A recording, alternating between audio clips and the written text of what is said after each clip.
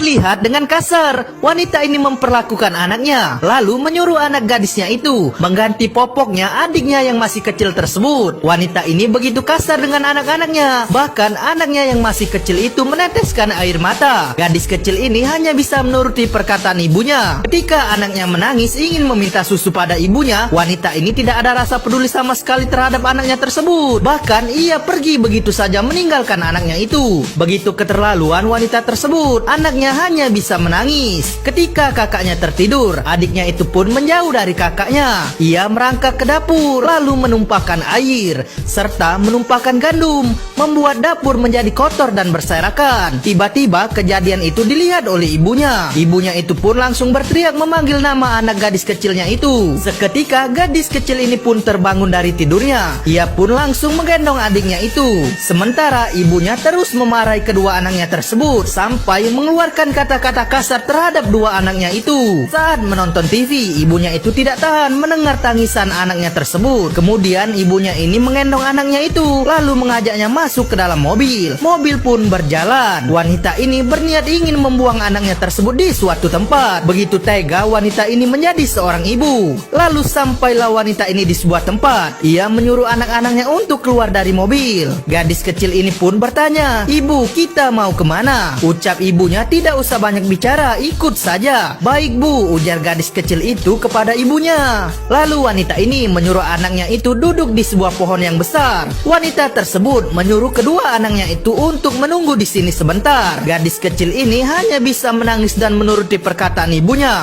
Wanita ini dengan begitu tega meninggalkan kedua anaknya tersebut. Ia membuang kedua anaknya itu. Gadis kecil ini pun berjalan di tengah malam untuk menyusul ibunya tersebut. Tapi gadis kecil ini tidak dapat menemukan ibunya lagi. Hari pun berganti. Dari tengah hutan sampailah gadis kecil ini di pinggir jalan. Gadis kecil ini pun sudah mulai senang karena sudah mulai lelah. Gadis kecil ini pun memutuskan untuk istirahat sebentar. Gadis kecil ini pun beristirahat. Ia pun tertidur di pinggir jalan tersebut. Terlihat dari kejauhan ada seorang pengendara mobil yang melintas. Sementara adik gadis kecil itu terlepas dari pelukannya. Ia merangkak dan bermain ke jalan. Naas, adiknya itu pun tertabrak mobil. Seketika adiknya itu pun meninggal dunia di tempat. Kakaknya pun langsung terbangun dan berteriak memanggil nama adiknya itu.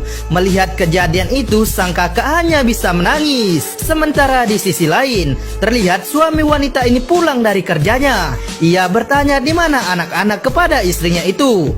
Ketika wanita ini berusaha menjelaskan, telepon pria ini pun berbunyi. Telepon itu dari pihak rumah sakit. Setelah mendengar hal itu, pria ini pun langsung bergegas menuju rumah sakit tersebut. Sampailah pria ini di rumah sakit tersebut. Melihat ayahnya, gadis kecil ini pun langsung memeluknya. Gadis kecil ini pun menceritakan semuanya kepada ayahnya itu, bahwa ibunya telah membuang mereka dan kini adiknya telah meninggal dunia karena tertabrak mobil. Sementara wanita ini, karena aksinya telah diketahui, ia pun berusaha kabur dari rumah.